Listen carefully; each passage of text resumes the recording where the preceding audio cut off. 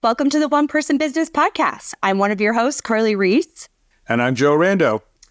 And today we're talking about a topic that I have spoken with so many of our community members about, and actually people outside of our community, and that is burnout. It is something that I feel like all of us as solopreneurs have experienced.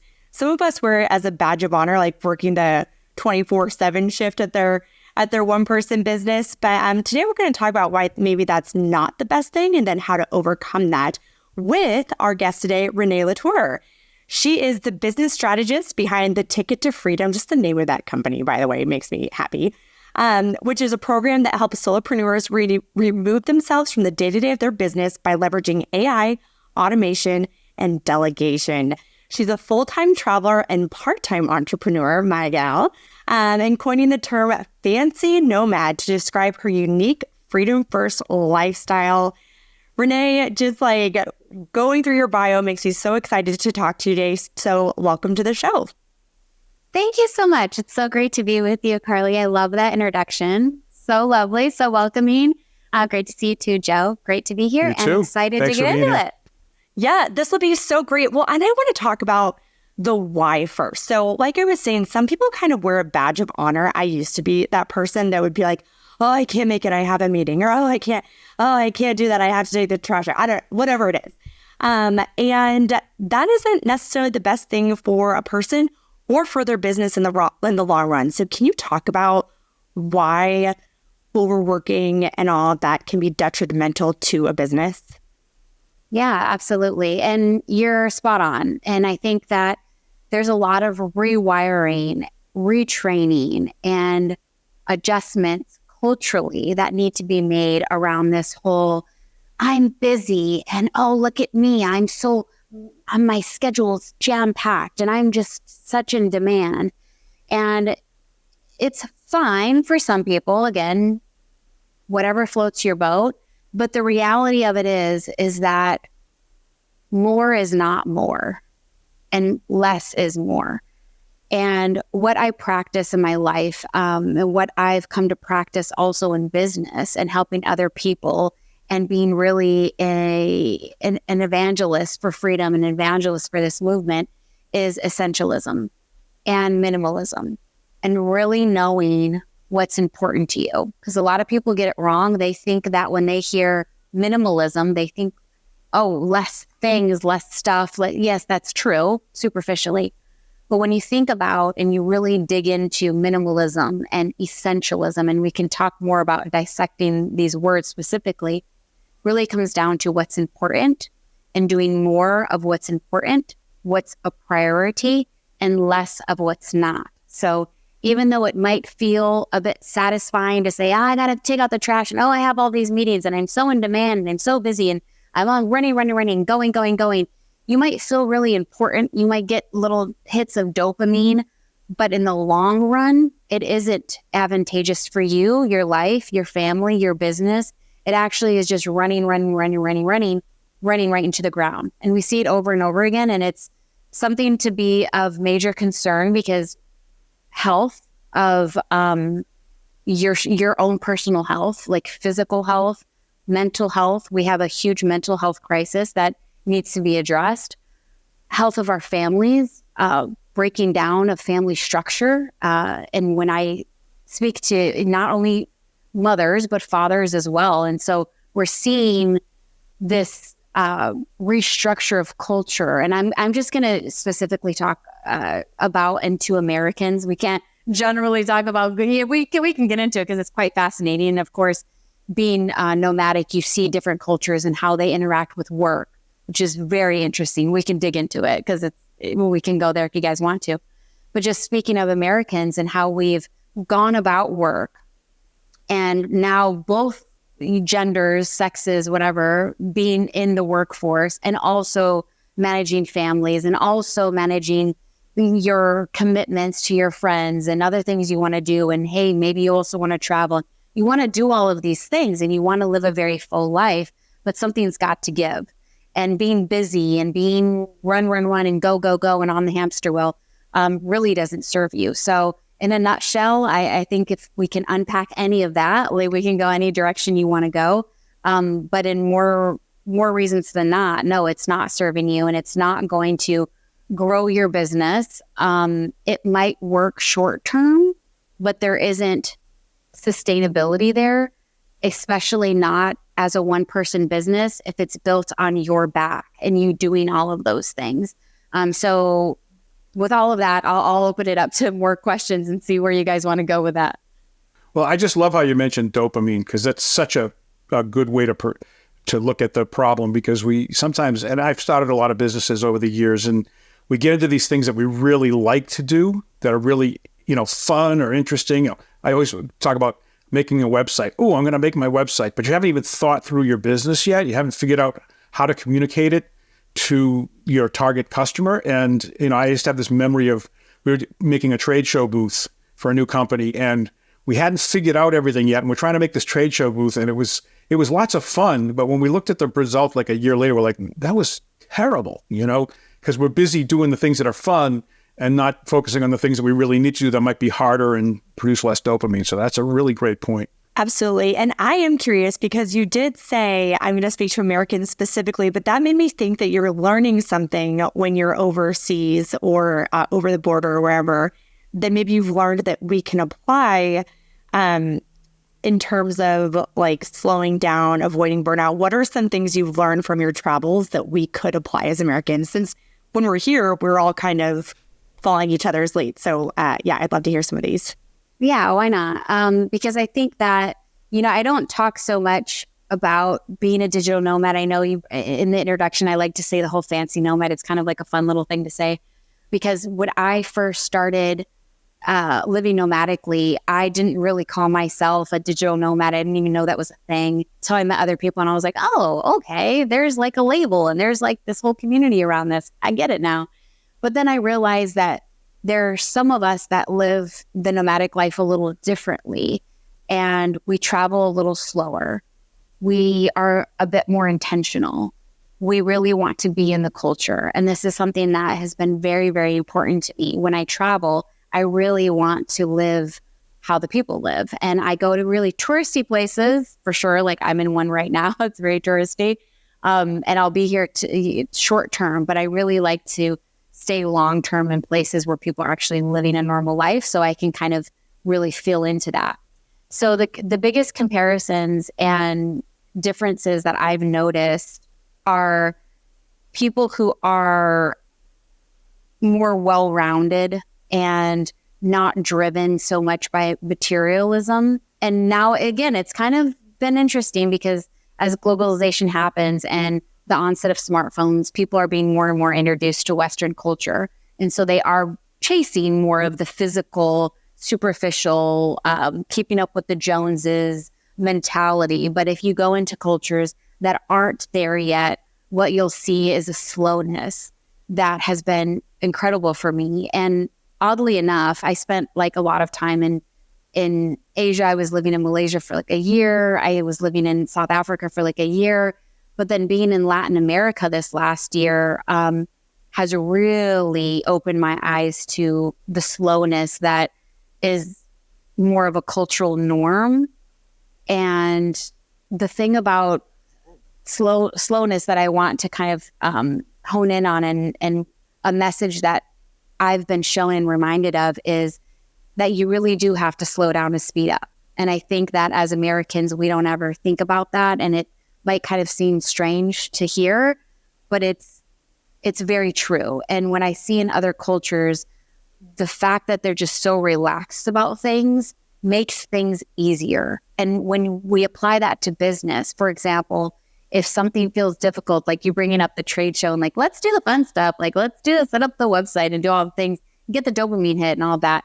Now, we often want to focus on kind of like those funner things. And then there's other people who are like, I don't want to sell. I don't want to send any cold DMs, or because it's not so fun. It's kind of, you might have to face rejection or whatever. Like those things need to happen in your business. Like you need to do those things. You need to go into those dark caves. And if you just relaxed about it, not really put too much weight on it and kind of just like, who cares? The person said no, move on. It would be easier. So I think that one of the biggest things when I'm not necessarily, some people might say, oh, you think about Europeans and they take so much time off and they take all of August off. And like, oh, look at the Italians. They just go and have like 3-hour lunches and they're like having wine. I'm not talking about any of that because that's kind of superficial. I'm talking more about like how we feel and think about our work. And when we can slow down there, when we can really take a step back to say like, why am I so uptight about this? Why do I care so much about rejection? Why is it so uncomfortable for me to send a couple cold DMs? Let me try it out. We just send a couple of DMs, see how that feels. Oh, that wasn't so bad. I could send a couple more and just relax about it. That's really what I'm talking about here. So when I travel around, it's not so much of like what you see on the surface level and, oh, people are really enjoying their lives. But it's really when you dig in and you kind of really see, how do they just carry themselves? How do they interact with each other? Like Latin Americans, for example, are very warm. They're very opening and welcoming, not only with foreigners, but also with each other. You know, they're just kind of how you see them interact with one another. And so for me, when I kind of think about, well, how can we apply that to our businesses and how we interact with leads and potential clients and potential customers? What if we just relaxed a little bit? What if we just slowed down and we kind of didn't put so much pressure on ourselves?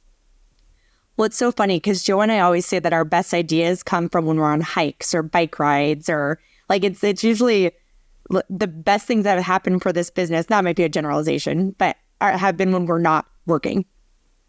Like they've happened during our off time. Joe, I think it's fair to say that, right? Like some of our better ideas. Well, I know that bike ride I did last summer from Amsterdam to Bruges. We came back with a lot from that one because you're on a bike 6-7 hours a day and just listening to what's going on and thinking, and it can really refocus. It can really refocus you. Absolutely. So, Renee, let me ask you, because all of this sounds wonderful and slowing down, I think like people can maybe start thinking about how they might be able to apply that. But a lot of times people don't know they're burned out. They can't really differentiate between everyday stress, which you're going to have stress in your job. Like that's just kind of, you're going to have stress in life. But how do you differentiate between normal stress and actual burnout? Yeah, this is a good question to unpack. And I would urge everyone to really have their own definitions for themselves, because I am not a doctor or anything in that space. I don't play one on the internet. So I'm not trying to, give, information or insights that you should be getting from a psychologist or, a medical professional or anything of that nature. I think it's important to define, what does stress actually mean to me? What does stress feel like in my body? What kind of thoughts am I having to make me feel like, hey, I feel stressed right now. I feel overwhelmed. I feel like, I'm kind of up, my back is up against a wall. Or do I feel constricted in my chest? Do I feel some kind of, tightness? Does my body kind of feel tight and tense? Do I have headaches? Like those are really the questions that I would urge people to ask themselves to really define how stress feels. And because I think what happens is folks just kind of adopt someone else's opinion or thoughts or a medical definition without really checking in with themselves. So I just want to set the baseline to start there. And then as far as being able to make the difference of, well, is this just normal everyday stress? Because being a solopreneur or being a one-person business, it's not for everybody. And not a lot of people can handle it, because a lot of times you're going to feel like you're on an island. A lot of times you're going to feel like you're a freaking nutcase. And you're just bat shit crazy. And you have to be okay with that and be like, oh no, I'm good. I got it under control. I'm relaxed, and be able to self-regulate and have tools in your toolbox to handle things that are going to come up that a lot of people aren't going to have to deal with. Like this is just a reality as an employee where you have someone telling you what, when, where, and how. You're not going to have to deal with the things that a solopreneur has to deal with, or a one-person business, or someone who's kind of on their own. So having said all of that, knowing the difference comes down to, am I at a stage of uncharted territories? You know what I mean? Like, because we've all had situations where we can kind of go back to, hey, I dealt with that a year ago, or I dealt with something very similar to that. Maybe, the circumstances might look a little different, but at its core, it kind of feels the same. Again, going back to like, how does this feel in my body? How am I feeling? How am I thinking about this? Is this uncharted territories? What tools in my toolbox do I have where I can address this? What things have worked for me in the past? Or am I at a point where like, I don't even know. I am at a place where I need to get help. And then that help could look different to different people. If you have someone that in your trusted circle, whether that be a significant other or a friend or, a therapist or someone that you can call to kind of bounce that off with, like kind of bounce how you're feeling or kind of talk it out. That's like where you really need to start, because I don't want anyone to feel like there's this pressure of like, I need to know the difference. Do I even know that I'm burnt out? It's like such a personal thing that it's really more about just kind of having a point of reflection of, how do I feel in my body? What kind of thoughts am I having? Is this different or the same of what I've experienced in my past? Do I have anyone that I can reach out to? And we all can. Again, I'm like ready to give the number to 1-800-BETTER-HELP or something. But I know, Carly, maybe that does feel like it's not answering your question. But my point in saying all of this is it really comes down to you personally, like taking personal accountability to say, like, how am I feeling right now? And what do I need? And do I have the tools? Because I have tools that I can tap into. I don't need to, I can label it burnout if I need to. But then it's like, all right, what am I going to do about it? So having the tools available to me or making those tools available to me is like the next step. Regardless of whatever you call it, I don't really care. Yeah. Okay. Well, so you keep saying it, tools in the toolbox. So let's dive into that a little bit. What tools can people use to try to prevent burnout? What can they do to get ahead of this and even get time back in their week? Because I think people get burned out because they're just working around the clock. So what are some tools that you would recommend people have to get ahead of it in the first place? Yeah. And let's, because before I didn't want to get on a huge monologue here, but before we get into like tools and tooling up your toolbox, because I really do believe in this and I use that verbiage on purpose, is I'm more interested in pre-burnout. Because again, like you said early on in the show, people kind of wear this as a badge of honor and like people want to talk about their previous burnout, which is great for marketing because then people can relate to that. Like, oh, this person's really gone through the storm and that's great, but I really do want to get ahead of that curve because it's unnecessary. Like we talked about, it's completely unnecessary to burn yourself out. And you'll know that when you just spend a little time with yourself to really dig into what's important to you. What is important to you? Not what your family has told you, not on how you were raised or how you were culturally brought up, but what do you want? What do you want? What do you want your life to look like? How do you want to interact with your family? How do you want your businesses to support that lifestyle? And really sit with that. Because I think too many times, too many people, the reason why they're running around and they're just can't really get a good grasp on things is because they don't have a sense of priorities.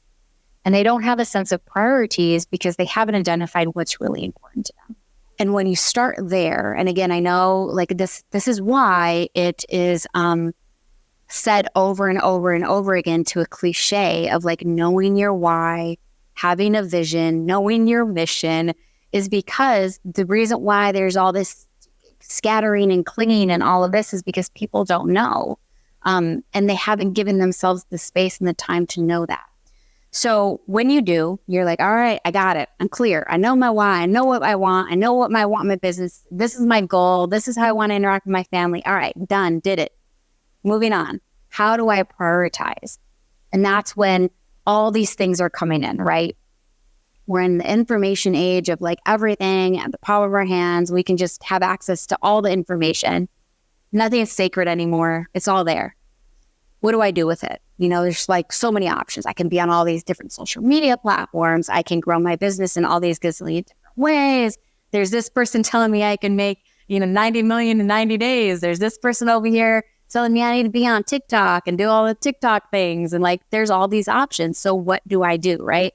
So that's when prioritizing comes into place and really, again, kind of sitting down and saying, what's going to move the needle on where I want to go? What can I commit to?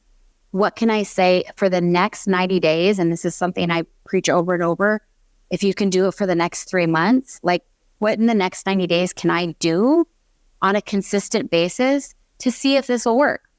You have to experiment. Again, going back to people who are taking the leap into this one-person business, into this solopreneurship journey, you are taking the leap to say, I'm going to experiment and I'm going to try things out and see what works and what doesn't work. So your willingness to be able to do that and grow a business that's going to support the lifestyle you want takes a level of commitment and dedication to say, all right, I can give myself the next quarter to do this. I can give myself the next 90 days to see if this is going to work. And that's why you really want to prioritize and not try to do everything. You know, you're just going to be doing a handful of things. And when things come into you, come into your world, information, opportunities, someone saying, hey, be on my podcast. Hey, let's do this collaboration. Hey, let's do this live. All the things, it's just endless. No, I said I was going to do this thing for 90 days. This is my priority. This is how I'm going to be balanced in my life so that I have time for my kiddos, so that I have time for my family, so I have time for my dancing and going to the beach or whatever, all other things I want to be doing.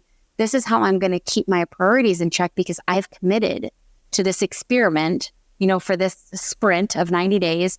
And that's what I'm focused on. So I'll go back to your toolbox question, but I just wanted to touch on that. It's very important. People are really overcomplicating this whole burnout conversation. It's pretty easy to overcomplicate it these days, though. I mean, you pointed it out, like it's TikTok and it's Instagram and it's Facebook and it's LinkedIn and it's just on and on. And, you know, and there's people telling you have to be on all the platforms. And do you really? No, they're trying to sell you something. And that's just with social media. I mean, that's getting pulled in different directions just with one tiny aspect of marketing, not to mention everything else in your business and everything else in your life. That's right. Keeping it simple, like simplify. I know it's like my answer to everything. And people, you know, I have conversations with my clients and they're like, yeah, that's really simple. And I'm like, yeah, you do not need to overcomplicate it, you know, and anyone who's really trying to make it seem some kind of special, secret, magical sauce is kind of probably full of crap. I don't know. I don't know. I'm not going to say anything bad about anything, but you know, it really is. It really comes down to us all reminding each other of how simple life can be and how beautiful it can be. And just knowing these are my priorities. This is what I'm going to stick to. I'm going to commit to this because these things are important to me. And just remind yourself of that every day, in and out. And then you're going to evaluate that every 90 days. You evaluate, how did it go? How did those experiments go? What's the ROI? What happened in the last 3 months? And if you can have that level of commitment and accountability for yourself, you will see the momentum you want to see. You will move mountains in that way just by keeping it simple, keeping your own focus. Because like you were saying, Joe, there's so many different ways you can be pulled if you allow it. So you really do have to captain your ship in that way. I just want to kind of point out or enforce a point that you just made, which is you do these things, you focus, but you measure. Because if you don't know what worked, then it's hard to know kind of how to make that adjustment going forward. And so that idea of measuring is so important. We just did one where we tried to increase the people who show up for our events versus those who registered. And we want to do it quickly. So we did like 4 different things. And it was amazing. You know, we went from 30% attendance to 50%, but we don't really know why, what worked and what didn't. And it was worth doing because we can do all those things and just keep it going. But it's something that it's important to try to find a way to measure those things, or you wind up not really clear what was good and what was bad. Right. And you bring up a good point. And like just starting to measure, like, okay, so now you know that you had this increase. And now you're like, well, I don't know why. Well, what dials were you moving? Were you moving multiple? Again, I really do look at business as experiments. Like, were you moving multiple dials at once?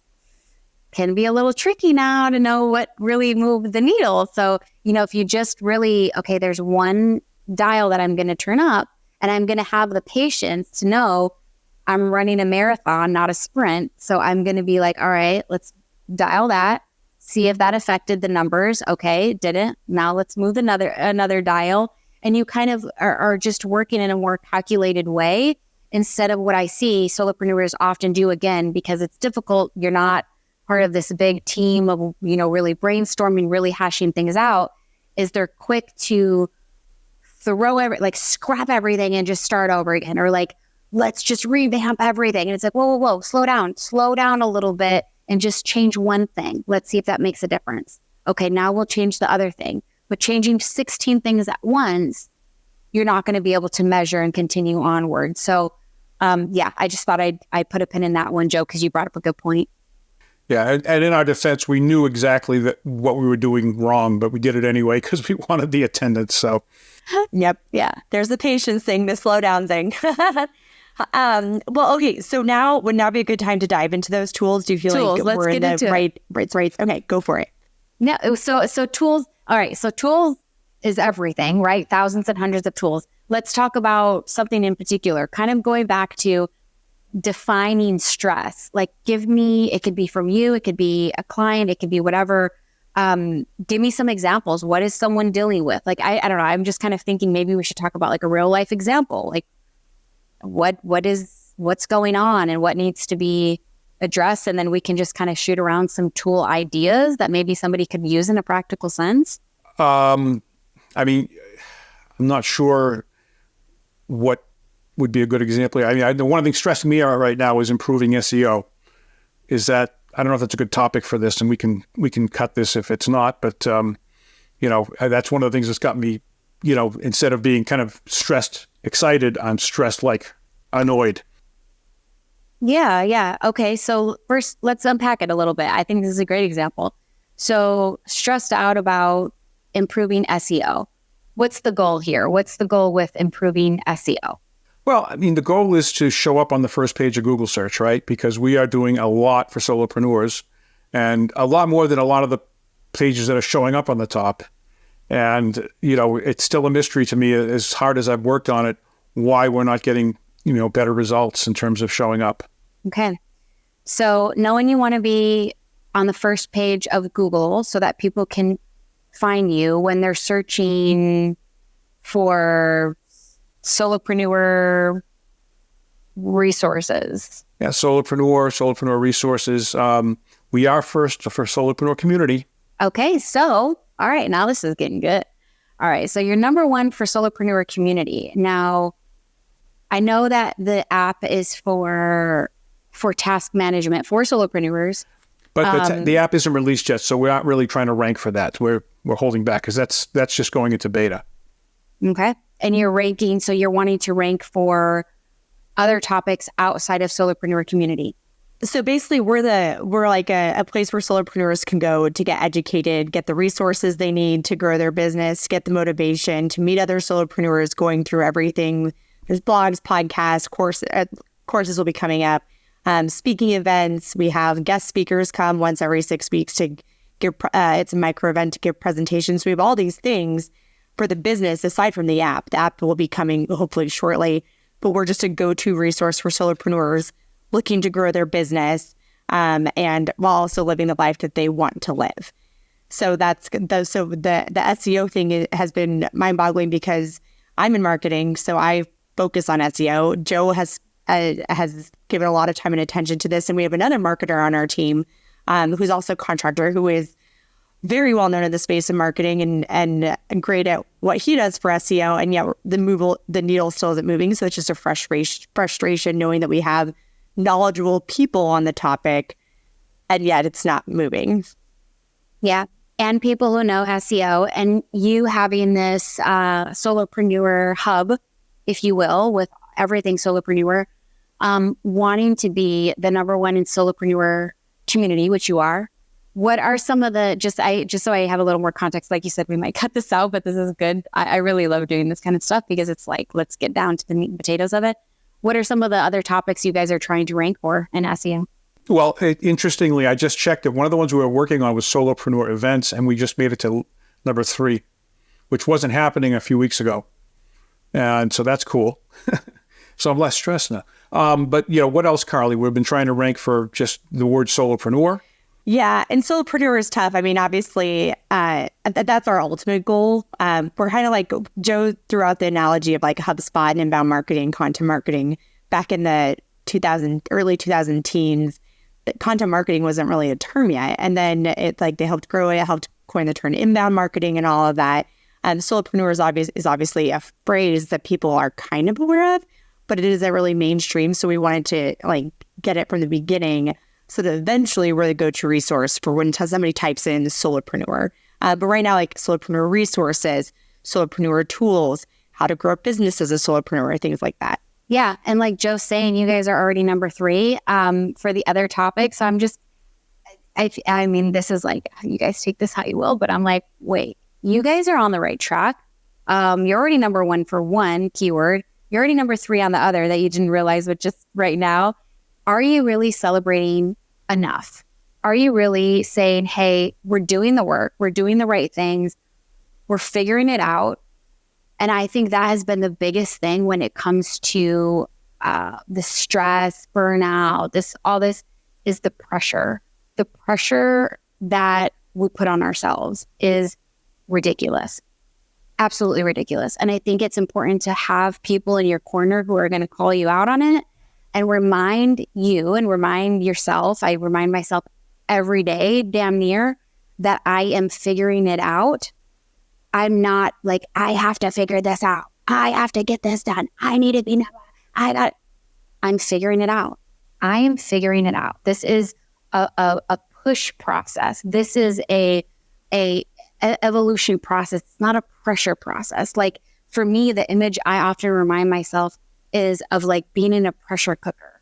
And you're kind of putting all of this weight on yourself, and it's completely unnecessary and completely unhelpful. And if you feel I'm stressed about this because I'm figuring this out, we got smart people on the team, we cannot, what is going on? But going back to our original kind of and the tools are endless for giving yourself space. Let it be meditation, let it be, go ahead, Joe, you want to hop in? I just want to say something. I'm going to break the fourth wall here a little bit on the podcast, but all of you solopreneurs out there, listen to what she's saying. If you do, you won't end up with all this gray hair. You will not. You will do better. So listen to her. Joe's got gray hair, but it looks good. It's like that. What do they call what do they call? Gray fox? I don't remember. Oh, silver fox? That's what they call my dad. Silver fox, yeah. So if it looks good on you, go with it. Yeah. So it's the tools, it's not much more of the tools. Do what feels good to you. Do what fits you.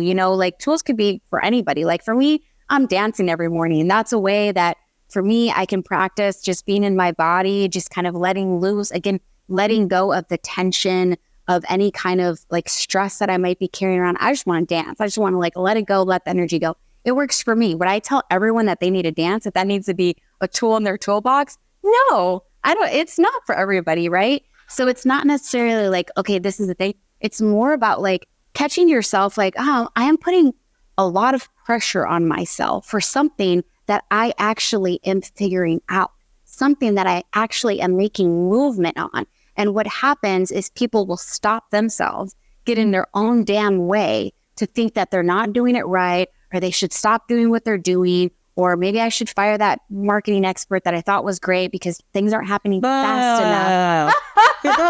No, we're coming after you. Let's reel that in a little bit. Don't worry, Carly.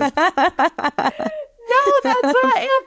Oh, that's great. But no, because it's you stop, it's the analogy, people are stopping right before they get to the finish line. And I've been there too.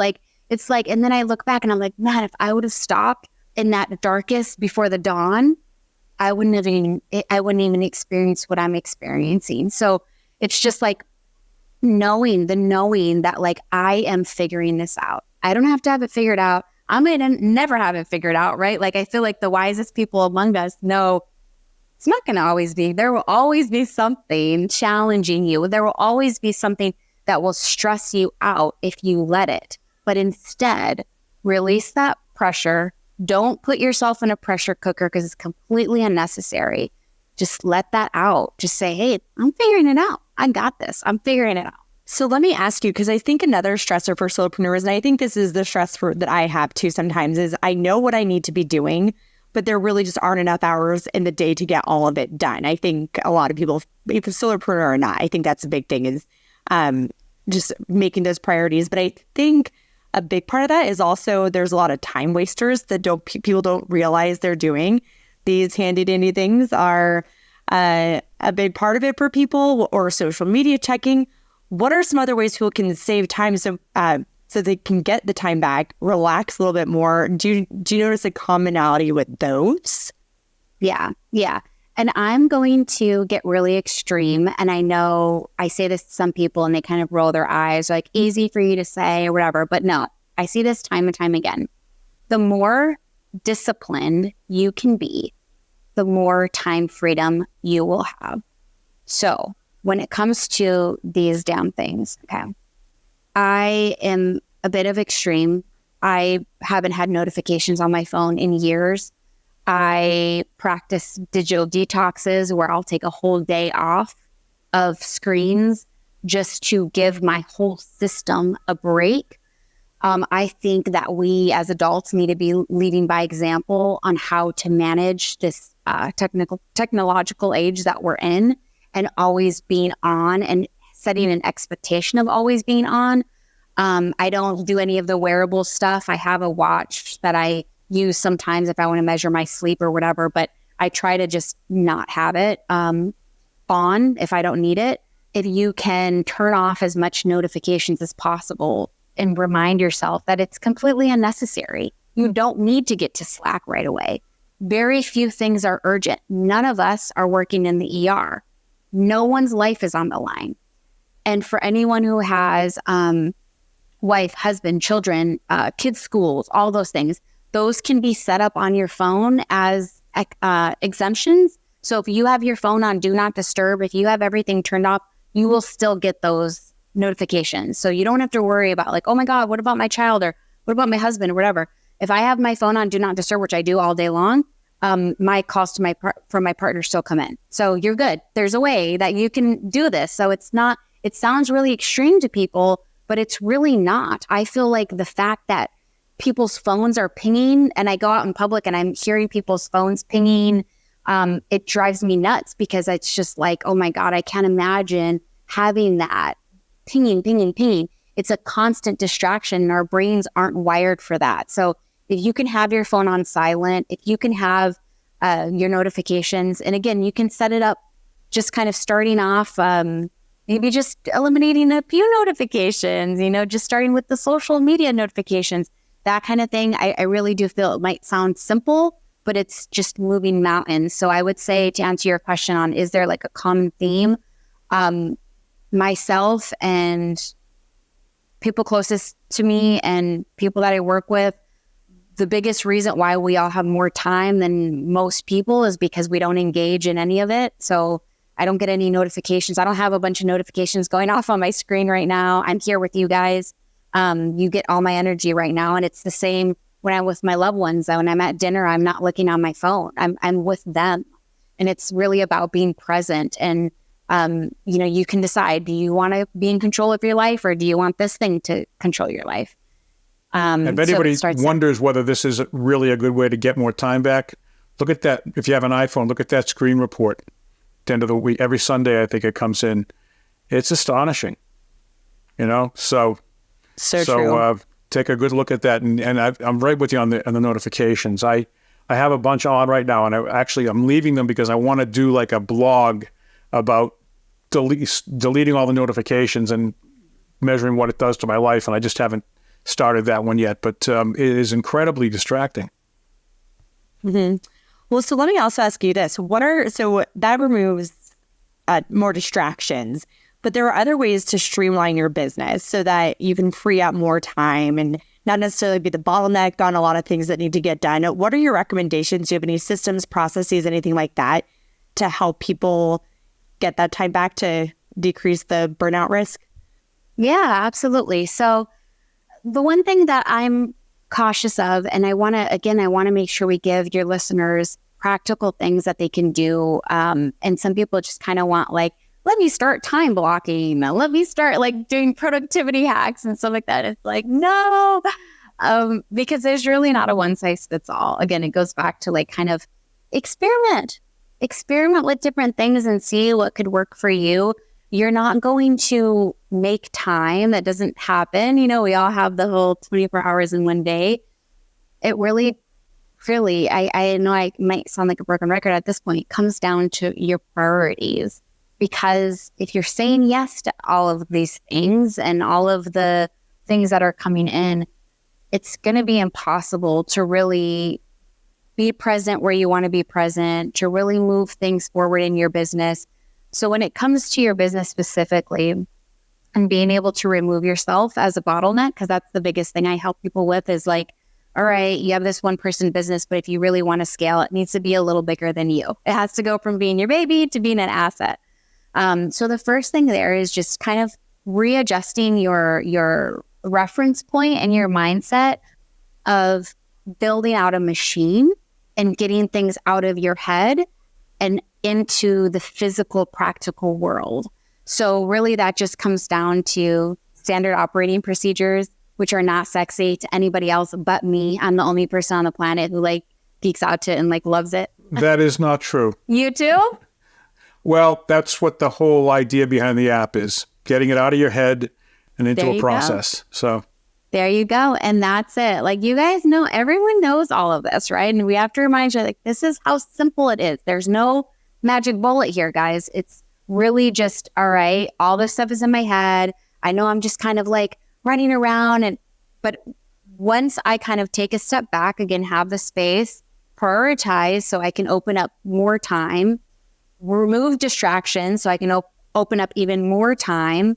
Okay, the first thing I'm going to do with that extra time is start building out machines, is start building out the systems. And people complicate, what are systems?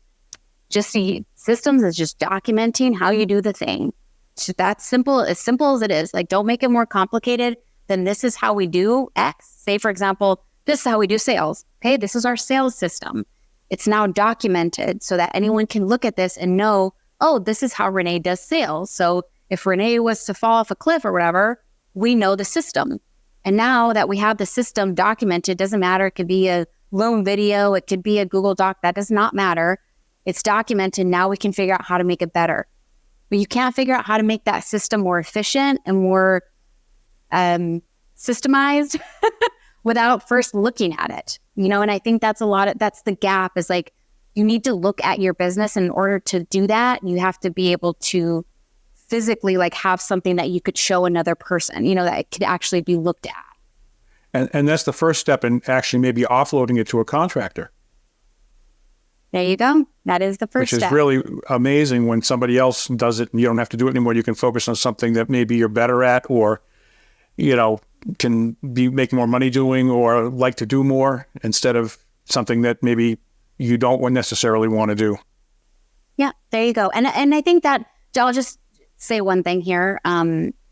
Otherwise, I'll just start talking about SOPs this whole time, is don't feel like you need to have all of these processes, these systems mapped out before you even hire someone else. You don't. So even if you're like, you just need to, again, it's the perspective shift of like, I'm building out an asset. I'm building out a machine. I'm building out systems that someone else can come into and help me so that I can step away. So I can remove myself as the bottleneck so that I can take some time off, like completely off, like off the grid off, and still have my business running, generating income, getting money into my bank account without me having to do anything. Like that is a real possibility. Again, I'm not saying like you just click a couple buttons and you're good. No, like you can actually build it out to be that way and to support you in your life in that way and have real longevity. But it starts with you just making the decision and the perception shift of, okay, this is going to be bigger than me. I'm cool with that. I'm comfortable with kind of, you know, letting go a little bit. And then if that's inviting someone else in, they can help put together those SOPs. They can help just you getting on a Zoom call, recording the Zoom call, and now that's your rough SOP, just teaching them what you're doing, you know, right? You don't have to make it complicated. Doesn't have to be fancy. You don't have to use all the AI tools. You can just really rough and dirty get started by just bringing someone on board and saying, all right, this is how I'm doing what I'm doing. Now we're creating SOPs together. Love, love, love this. So I'm curious because you put freedom first, isn't a lot of your verbiage on like LinkedIn and everything and how you speak. And with all of this, I think people are going to listen to this episode and be like, wow, like I can free up time. I can regain all of this. You've heard, was it freedom first principles? That's what I just said, right? Yeah. How do those tie into all of this and what exactly are they? Yeah. And, you know, it is funny because like, well, Carly, you know more about marketing than I do. It's freedom first principles sounds really good. And when I say freedom first principles, what I mean is like coming at everything that you do in life and business based on freedom first. And when I say freedom first, it's very general because it is. Everyone defines it differently. What does freedom mean to you? And so once you answer that question, like, well, what does freedom mean to me? And most people are like, well, I just want, autonomy. I want to be able to when, where, how, and what. And I want to be able to, like you're saying, go on a walk with my daughter. Like that's freedom to me. Or like, I want to be able to just buy whatever and not care about the price tag. Like that's freedom to me. And once you've defined that, then you use those set of principles to run your life. And that's as simple as it is. It really comes down to the simplicity of how do I want to live a full and free life? And how can I bake that into everything that I do? So, so for me, like those freedom first principles is instead of what we've been culturally adopted as being acceptable, maybe that's like, well, hey, we got to make money, the money first, or like, hey, health, health is number one. Hey, faith first, family first. Like you hear all of these, right? Like there's these sayings that are just like freedom first, right? So it's like all this first, this first, this first, that first. Well, for me, I'm like, well, why don't you just start with freedom first? Like if you start with freedom first, like knowing, okay, what does freedom feel like to me? What does that look like? How do I interact with my life if I lived as a freedom first person? And then that just is the guiding light for how you carry yourself, because that really is your business, especially true for one-person businesses. Your business is just a reflection of how you carry yourself. Yeah, great point. Well, so the thing I got from this whole episode is it doesn't have to be so complicated, and get back to the basics. Like it's like moral of the story is cool your jets and let's think through this and get back to the why. I would add think clearly. I got to think clearly vibe on the whole thing. Like let's focus in on what's really important. Think clearly about what we need to really care about and really put our energy into, so we're not overwhelmed. That's kind of where I came from this. Yeah. It really can be simple, and this is just such a good reminder of that. And Renee, you spend not all of your time. You have a lot of free time. Not free time. That makes it sound like you don't do anything, but you have a lot of your freedom first time. But when you are working, you spend your time helping people find this freedom. So I want to know, what is your favorite quote about success? Yeah. What's so funny, Carly? You might have to cut this from the show. You sent me your questions, and I did look them over, because to be respectful to you guys, I did look them over, but I specifically don't like dig into them because I want an organic conversation and I really want to speak from my heart. Otherwise, I'll get so much in my head and I'll be like, I'm going to say this exact quote.